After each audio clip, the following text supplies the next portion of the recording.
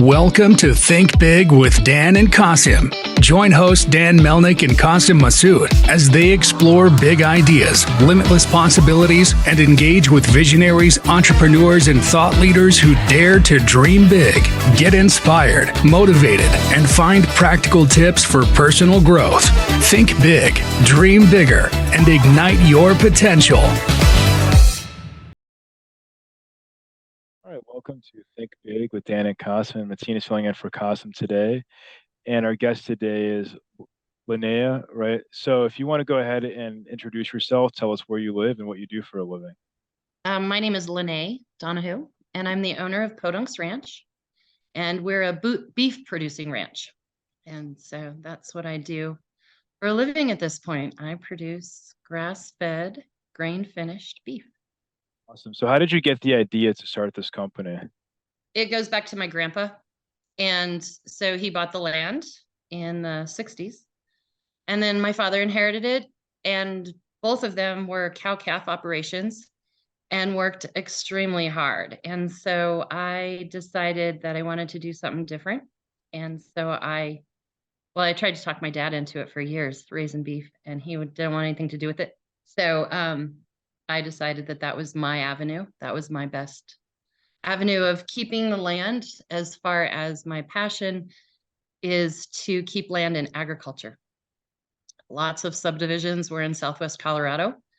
Lots of people want to move here. It's beautiful. And so I'm seeing land that was once pastures and farm ground being turned into 2-acre ranchette subdivisions kind of thing. So I'm sure that you've probably gotten lots of offers from people like over the years to buy your land. So like what, I mean, like you mentioned obviously that you're passionate about it, but is that like the biggest thing driving you to, keep your land and to keep, having this business? Well, there's two different things. One of them is that first and foremost, to keep that land in agriculture. Yeah, there was numerous people immediately. There's a subdivision right next to me. I think they're on 3.5-acre plots, which was a family that we grew up with, running cows together. Their kids inherited it. There was a number of kids, and it's expensive. It's expensive to hang on to ag land with sometimes little outcome. But and also I was a teacher for years, and I taught nutrition and have studied nutrition since well in my 20s. And so to provide beef that is highly nutritious and comes from a sustainable agricultural producer is something, and is delicious, is something that's really important to me.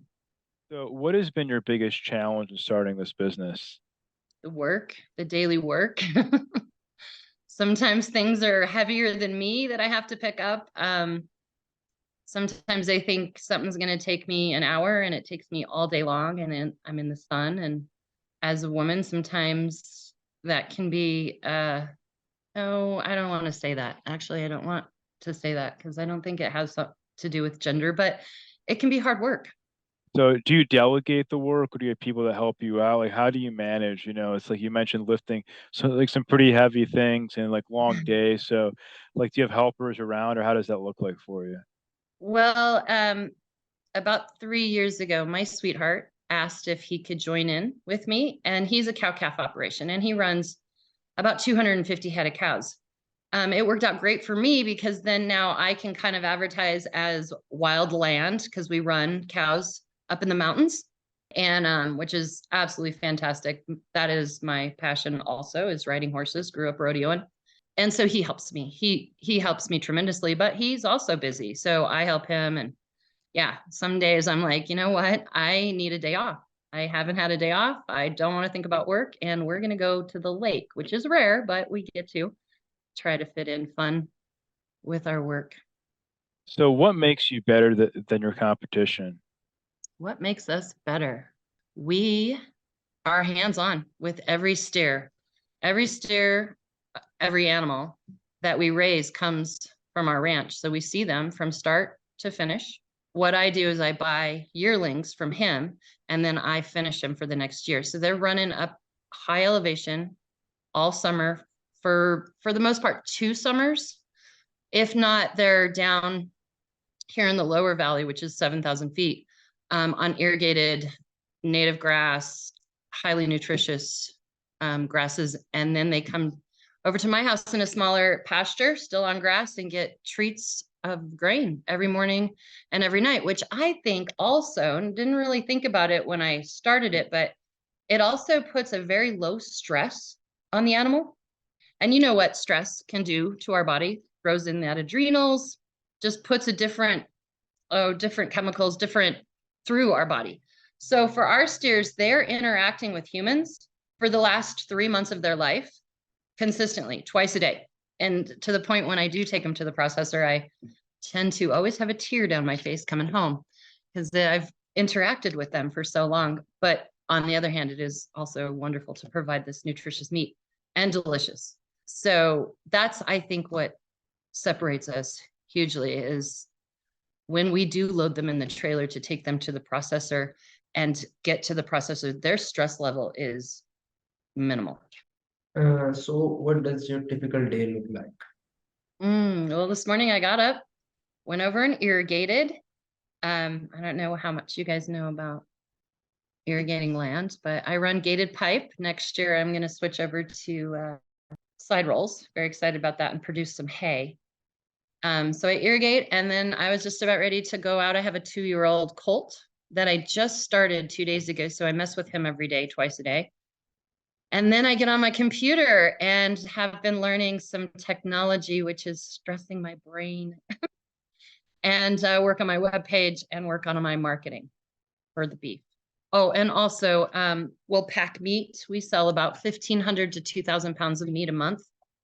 And one of our biggest customers, and I'm very proud and honored to be a part of this, is Care and Share, which happens to be kind of the umbrella in Colorado for the financial means for the food pantries. So we serve about 8 food pantries through a federal grant that allows the food pantries to buy directly from ranches and farms. So these people that are maybe having hard times, which, you know, from a nutritional perspective, need the higher nutrition. So that is for us just, yeah, it warms my heart on all kinds of levels. And so, yeah, delivering meat. Yeah. So that's my day. That's great. What's the role of technology in your business right now? What's the role in the technology? So a lot of my private customers are coming off of emails. So we do a monthly giveaway, which then allows me to get emails, then allows me to market through emailing. And of course I have a website, a shopping website. We ship beef. Yeah, so that's my huge learning curve. I just figured out that my newsletter isn't going to everyone. So now I have to go back and look at my tabs. And if I did my tabs and tags and whatever all that terminology is. So yeah, there I am going, what? I just want to go outside, build a fence or something. So in terms of, like you mentioned, these giveaways, like a really smart idea, but when you were first getting started, like how did you find these people to even reach? Like, is it Facebook? Like, where do you find them to go and join your giveaway and to get on your mailing list? So when I first started, I was just selling quarter, half, and whole. We would sell 5 or 6 steers a year, but it wasn't sustainable. I mean, it was a lot of work, for the financial income was just not quite there. So I actually invested into a marketing company that has helped me with the learning curve. It was like going to college for 6 months, every day learning. And so that's where I have learned the concept of this marketing. And so, yes, we'll put an ad on Facebook, and it also goes on Instagram. And of course, I put it on my personal page. Occasionally, I will advertise here locally, and to, you know, pull in that kind of local group. But now we're able to sell as bundles, you know, 20-pound bundles. You know, of course, still the quarter, half, and whole. Really would like to educate people on that. There is a seasonality to beef, and it does make it easier if you are ready to stock your freezers and have that beef for, the year. It is truly how it all kind of operates. In terms of certain customers, so you mentioned obviously you have local customers in Colorado. So are your customers all around the US, or where are most of your customers located? All over Texas, Colorado, sent some meat to Nashville recently.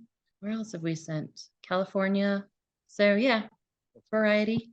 But in terms of technology, are you using tools like artificial intelligence in your business? Yeah. Yeah, I cheat a lot. Yep. So I guess like what's the role of it? Do you use it more for like content writing or for marketing, or like what is the role of AI when it comes to your business?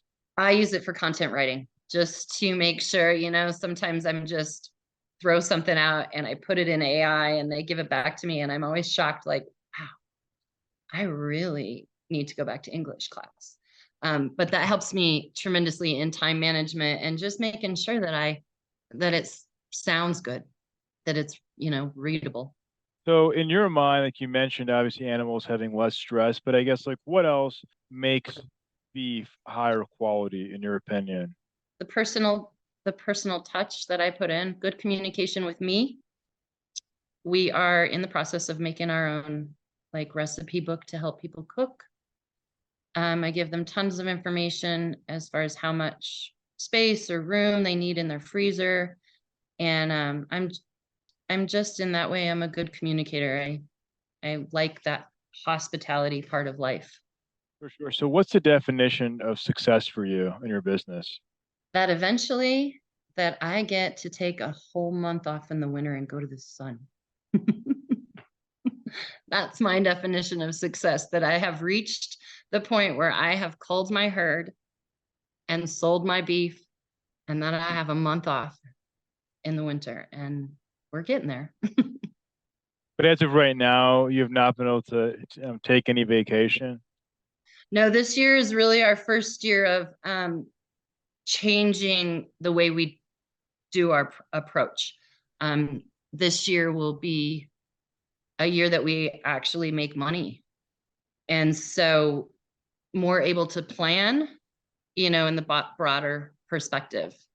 So what are your top priorities for the next 3 to 6 months? Getting the cows off the mountain. I also host a guest stay, so I want that to be taken care of through the winter on a farmhouse. What are my priorities? To sell all of our steers, the quarter halves and wholes. Right now we're doing a kind of a promotion for anybody that puts deposits down for a half or a whole beef. We're going to donate $200 of beef to Care and Share in their name.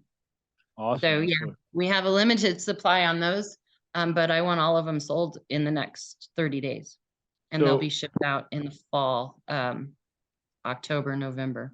So are most of your orders pre-orders like that far in advance? Like people are ordering now to get products shipped in October, November? It's a combination of both. Like I said, most of our meat right now is going to Care and Share, but yeah, right now, again, it's seasonality. A lot of people already know that. And so I'm starting to get those deposits in. Yeah. And so we're kind of starting to juggle, like, okay, what are we taking to the processor this month? What are we taking next month? That kind of stuff. So what is the one biggest piece of advice that you wish you knew before you started this whole entrepreneurship journey?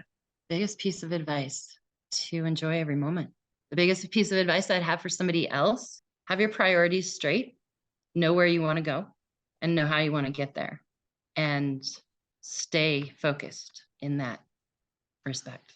So would you say that you mentioned that you were a teacher before? Would you say that's helped you in terms of structure for being a successful entrepreneur? I wish I could say yes. The structure, it's hard to plan. Cows don't have a plan. Yesterday, had to fix a fence. Did not plan on that. But what it has helped me with is the communication. And again, as I said, I was a nutrition teacher, but I was also a culinary arts teacher. In that regard, it gives me, I think, a broader look at the quality of product that I'm creating. So what has been more challenging, this current business or being a teacher and when working with students? Being a sole proprietor is challenging. It's very challenging. Being a teacher was challenging, but you're always getting a paycheck. So being a sole proprietor, you have to be ready to do whatever you can. Makes sense. So if we're going to have this conversation again in 1 year from now, where do you expect things to go for your business? Ooh, like I said, what we're going to be doing is we'll have our herd ready to the point where it's being sold and packaged and delivered by November. And we will be, not working so hard in the winter. We are even feeding in the winter and taking them to, we take Rob's cows up to, my sweetheart, up to some farms, big Navajo farms, big, huge. And they clean up the leftover stocks from the farming. So we'll be going up there soon. So yeah, I hope that we can get to the point where we're not working quite so hard all year. For sure. So if somebody wanted to reach out to you or your business, do you mind sharing your website or social media handle? Like, what's the best way for somebody to get in contact with you? My website is podunksranch.com. My Facebook is Podunks Ranch. My Instagram is Podunks Ranch. Podunk comes from my grandpa, named me Podunk at birth, never called me anything else ever. Even his friends didn't know my real name. So in honor of him, I named it Podunks Ranch. Well, thank you so much for your time. We're rooting for you. Hopefully we can chat again in 1 year from now as you guys keep growing and scaling your business. Right. Oh, thank you. Yes, me too. Have a All good right. day. Thanks, you too. Bye. Bye-bye.